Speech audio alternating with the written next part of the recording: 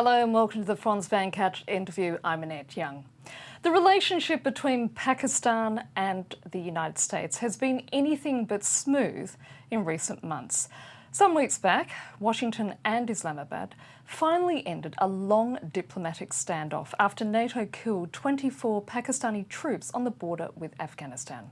In retaliation, Islamabad had shut down vital land supply routes, but the Obama administration did not seem exactly eager to make nice with a country that Americans are increasingly believing is acting in bad faith. Now, joining me today in the studio is Pakistan's Foreign Secretary, Jalil Abbas Gilani. Foreign Secretary, thank you so much for being with us. Pleasure to be on your network. First of all, how would you describe current relations between the US and Pakistan? Well, I think you need to realize that this is a very long partnership between Pakistan and the US. And in this partnership, you have many ups and downs because we need to realize that we have been allies for the last 65 years.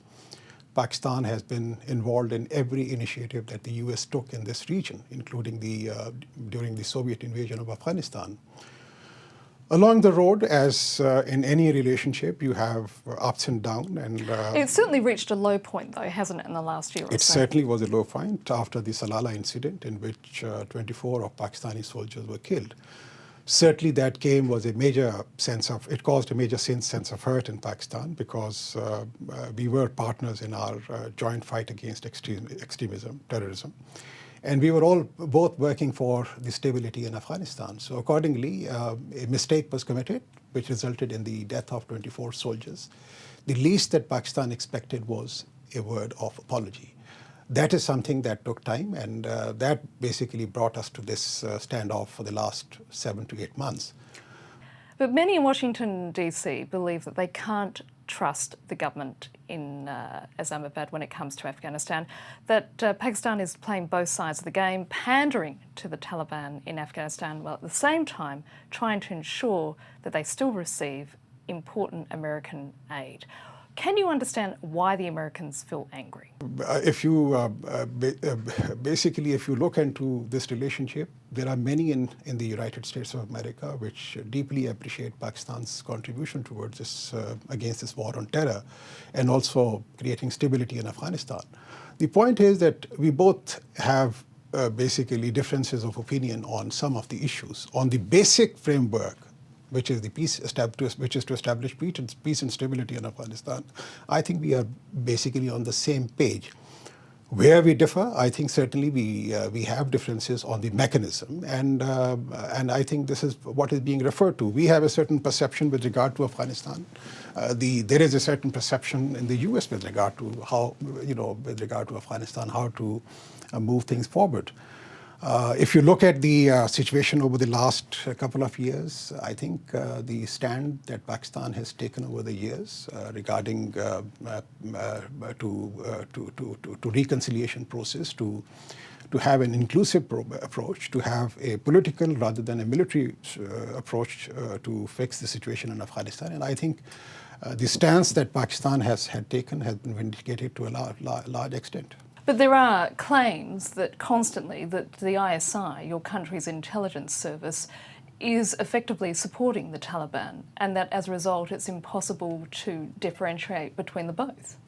You know, I think some of these perceptions are a legacy of the past, when we had recognized the Taliban government in Afghanistan. But the point is that the ISI itself has come under attack many times from these extremist elements that you are referring to. But isn't it not a case where there's smoke, there's fire?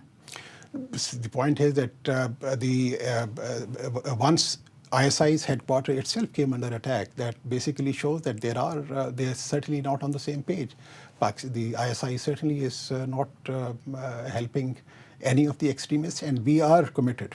We are committed both to the US government and also to every country in the world that we will not allow Pakistan to our territory to be allowed to be for terrorist activities against other countries. Now, the argument to reopen supply routes apparently was about the issue of money, with reportedly Islamabad wanting to massively increase the fees for every time a NATO truck used those supply routes. But it appears that your country backed down. Why was that? Was it just a case of bluster on your part? No, certainly. I think money was never an issue between us and NATO and ISAF countries. That was basically something that was highlighted by the media. You need to remember that Pakistan has been providing this transit facility for the last 10 years without charging a single penny. And this is, I think, the government decided, during our negotiation that we will not charge a single penny because we are more interested. We would be more interested in peace and stability in Afghanistan. We would want to facilitate a process whereby Afghanistan will move towards a stable Afghanistan. But as you know, Foreign Secretary, in the world of diplomacy, image is everything. And the image was, in that case, that it was Pakistan who backed down when it came to this issue. Well, I think as far as Pakistan is concerned, we followed the parliamentary recommendations that were finalized in March with regard to our engagement with the US on whether it was the question of NATO supplies, whether it was the question of apology, whether it was the other issues that were there. So we, you need to realize that now we have a democracy in Pakistan and things are moved, everything is debated within the parliament, and it is exactly according to the parliamentary recommendation that the government acted. But isn't the problem at the end of the day that it's the military, the army, that has control over foreign and security policy and not the government? Well, again, that is an issue which is a debatable issue because military is an important arm of any government.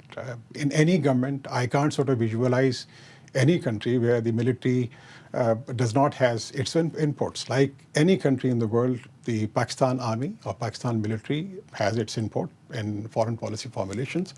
But then at the end of the day, it is up to the democratic government as to what decision is taken at the end of the day.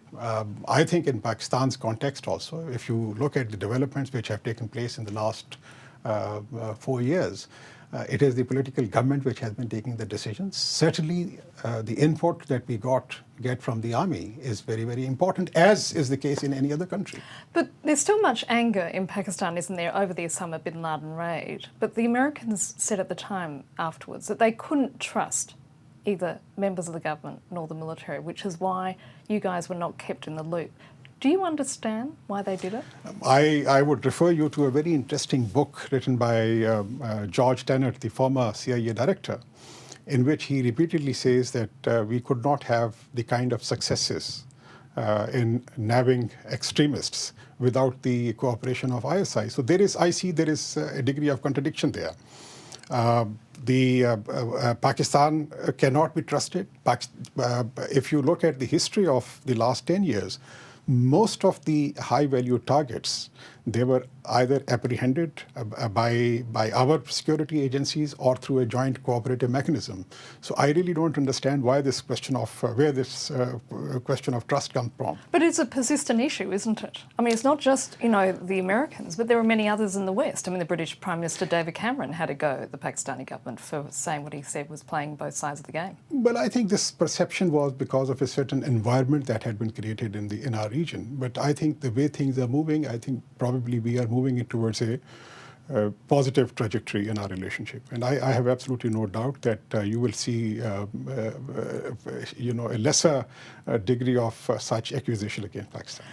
In regards to Afghanistan, who do you want to see in power? Because there's been a lot of speculation that in government corridors in Islamabad, it is the Taliban who you want to see in power, and especially given you've got 2014 coming up, which is when the American troops will be withdrawing. Well, look, for Afghanistan, I think security and stability is extremely important. For Pakistan, a stable Afghanistan would bring about stability in Pakistan as well as in the region. We can have enormous economic opportunities in case there is stability in Afghanistan. Having said that, I think there is Pakistan, as far as we are concerned, we feel that there should be an inclusive process. It is for the Afghan government to decide. It is for the Afghan people to decide as to what kind of dispensation they want to have post to 2014. But it has to be an inclusive process which includes every group in the future dispensation. But one driving factor that is fueling concern in Islamabad is India and its growing role in Afghanistan. Is that an issue in your opinion? Well, I would say that if any country undertakes a legitimate role in Afghanistan, Pakistan will have absolutely no issue with that. It is only when when a country would go beyond a legitimate mandate that we will have concerns. I just want to finally ask you this question, because India has been saying it's been giving increasingly detailed evidence to Islamabad over the last 3 years about the role of Pakistani militants in those attacks in Mumbai in 2008. And they've urged Pakistan to crack down. Now, Islamabad in return is saying that New Delhi has not given them enough usable information.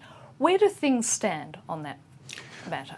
Well, I was recently in India talking to for our foreign secretary level dialogue, and this issue also came up during our discussions. Terrorism is certainly a serious issue between Pakistan and India, and what we had emphasized during our meetings was that we need to address this issue with a degree of sincerity. We have to have a quiet and candid discussions to resolve these, to overcome this issue. Terrorism is a common problem for both Pakistan and India, and I think we need to fight it jointly. At the same time, what we would like to urge is that this is an issue which should be dealt with in a certain fashion, which is a serious and sincere fashion. Foreign Secretary, thank you so much for being with us. And that's it for this edition of the Frans van Kaat interview. Stay tuned for more news, which is coming up very shortly indeed. Thank you so much.